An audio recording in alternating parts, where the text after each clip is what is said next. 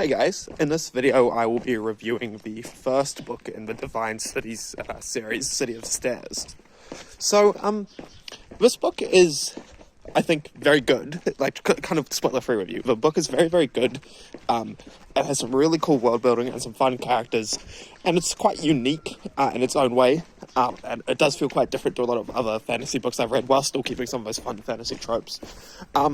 But it also, I will say, starts quite slowly. It feels almost like a freight train, you know, as in, it starts quite slowly, so you have to kind of, for me, for example, I kind of had to force myself to really get into it to begin with. But once I was in, you know, once I was strapped into this now, you know, fast-moving freight train, I actually found that I was having a great time and really wanted to keep reading.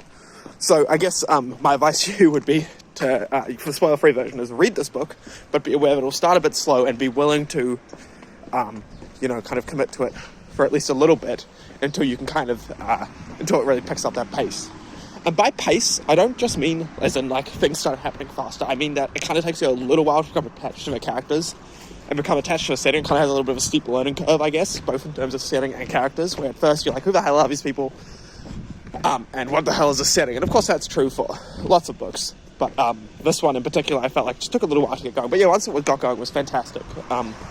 So from here on out, there will be spoilers, so just be aware of that. I really enjoyed the world building and in this series. I really like when it's set. It's kind of set like in a just post-industrial kind of setting, obviously a bit different than a lot of like more famous books that are set a bit medieval. And obviously it's not just purely post-industrial, because there's like divinities and all sorts of stuff going on, but it kind of is in that vibe and in that vein. And so I thought that was kind of an interesting place for the series to be set, and I thought that the world feels very real and very fleshed out. There's, you know, lots of different places mentioned, and like trends and things are explained. So yeah, I thought that the world building was really strong and felt very deep in this book, so I enjoyed that a lot. I thought that the characters were very cool. I really enjoy... sorry, one sec, I'm just taking off my hoodie here.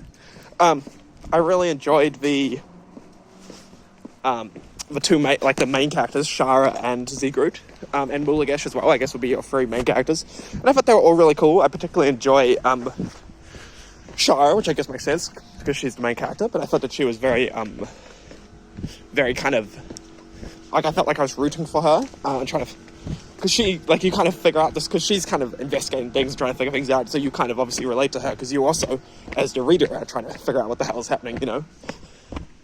So no, I thought that was very well done. I thought that the plot was strong, but not necessarily, I felt this book had a slightly weaker plot than perhaps than the rest of the story, if you see what I'm saying. Like, but I still think that the plot was fine and functional. So we kind of have this, you know, people trying to bring back this evil god sort of thing, or not necessarily, I guess, depending on your perspective, evil god.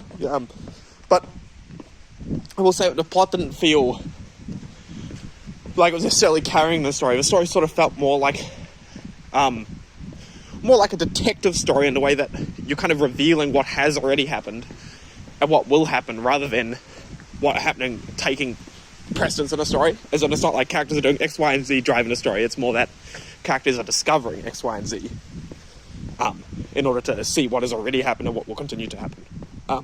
But, you know, that's fine. That's a fine way to tell a story, but not necessarily the most powerful plots. But I will say, and I said this in the last one as well, I will say that for me, this book certainly had kind of a